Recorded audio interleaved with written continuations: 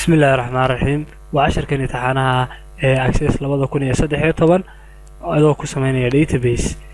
waxaynu soo sameynay formkeeni ugu horeeyay ahaa customer form waxaan idin diray products form qofkii sameeyay aad iyo aad ayuu u dadaalay oo casharka aad buu la socdaa qofkii wax badan kaga soo noqdeen ayaynu waxaanu sameynaynaa products form marka hore qaabkan oo kale waa inaad joogtaa products ka ayaan dooranayaa kadib waxaan tagayaa create form wizard waxa fiicnaan in hababka loo soo sameeyo laakiin waa habka ugu haboon waxaan ku wada darayaa dhammaan fieldiska product ID go man ka reebayaa next ayaan leeyahay magaca uu bixinaysaa add product ama ku dar badeeco uu bixi sorry af Soomaaliga inaan ku qorin aad baan uga xumahay istidi qaab noocan oo kale ayuu kugu soo baxayaa view-ga waxaan tagayaa layout view-ga ayaan tagayaa waa wada select gareynayaa kadibna hal mar ayaan yareynayaa markaan yareeyo kana in yar baan kala bixinayaa maadaama uu yahay price-kii waa yahay so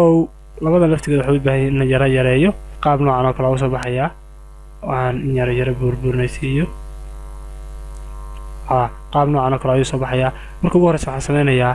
navigation buttons-kan ayaan ka soo saarayaa iyo record selectors-kii marka waa inaan products-ka table-kiisa aan design view-ga tagaa kadibna aan doortaa formka selector-ka kadibna aan tagaa format-ka kadibna aan labadan aan dhahaa no xagana aan dhahaa no okay inta markaan sameeyo sidoo kale formka waxaan rabaa inuu new record igu yimaado waxaan tagayaa event-ga formka uu ii dooran yahay waxaan tagayaa onload ayaan tagayaa oo horteeda ku dhufanaya kadibna waxaan ku soo darayaa qiyaas go to record recordka arabtay inuu tago waxa weeye new record save ayaan leeyahay close ayaan leeyahay inta markaan qabto waxaan ku soo darayaa button ayaan ku soo darayaa buttonka close ka ayaan ku soo darayaa casharka hore ayaa waxaan ku aragteen waxaan tagayaa form operation close form ayaan tagayaa next ayaan leeyahay waxaan dooranayaa halkan close ayaan leeyahay ama xid next ugu dambeeyna finish inta markaan ku soo daro waxaan rabaa inuu formkeenu pop up noqdo oo soo boodo marka hore formka ayaan select gareynayaa waxaan tagayaa other pop up kaasna waxaan dooranayaa yes waxaan leeyahay yes haddaan formkeenu ku dhufano double click siino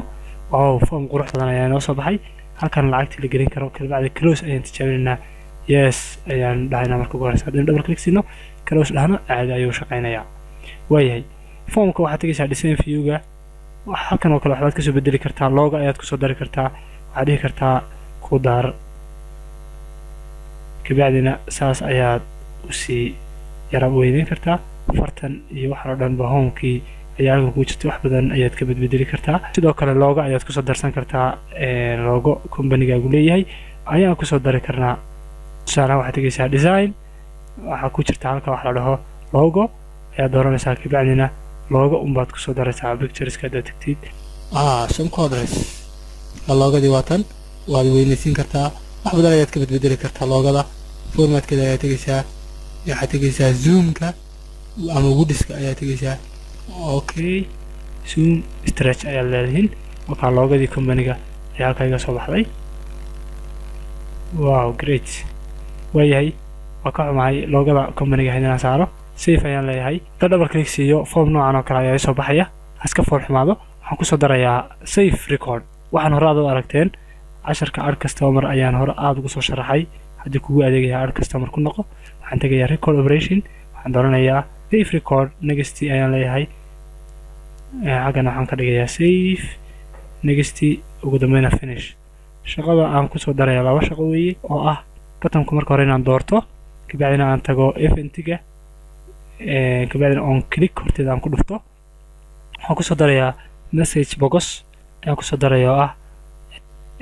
halkan waxaan ka dhiganaa fariin muhiim ah ama ogeysiis wow ogeysiis kadibna kor ayaynu qaadaynaa ilaa ay ka tagto meesha la dhaho run macros-ka ilaa ay ka hooseyso hadda qalad ba dhacay waa ka sareysiiyey run macros-ka oo halkan waxaa ku dhex jira save record-kii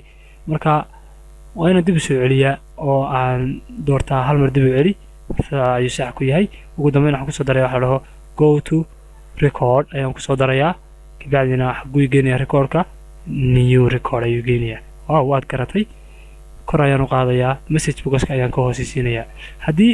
go to counter recordka aan saraysiiyo cilado badan baa uga baahan marka waa inaan move down dhahaa inta markaan sameeyo save ayaan leeyahay kabacdina close ayaan leeyahay si aan u tijaabiyo waa inaan double click siiyaa waan ku soo daraa product cusub waxaan u bixinaynaa waa iPad Apple iPad descriptionkiisu waa maxay waxa weeye waa waxaad inta ka dhigataa qiimihiisa haddaan ka dhigo tusaale ahaan $2,000 safe dhaho wuxuu leeyahay qiimaha shaygu kama badan karo $1,000 waayo qiimo company-ga waanu ku soo xirnay table-ka markii ugu horeysay waad xasuutaan marka haddaan ka dhigo tusaale ahaan 9999 waan safe dhahno wuxuu leeyahay badeecadan waa la xafiday ogeysiisna halka ayuu ku qoray okay hadhaynu dhahno oo close garayno yes dhahno marka ugu horeysa oo aanu tagno productiska waxaa ku jira iPad Air waayahay casharkan ku xiga waxaanu ku sameynaynaa order line oo ah laba form kuwii hore uu ka duwan yahay waa isku sii dayi kartaa laakiin totally uu ka duwan yahay kuwii hore aad iyo aad ayay u mahadsantihiin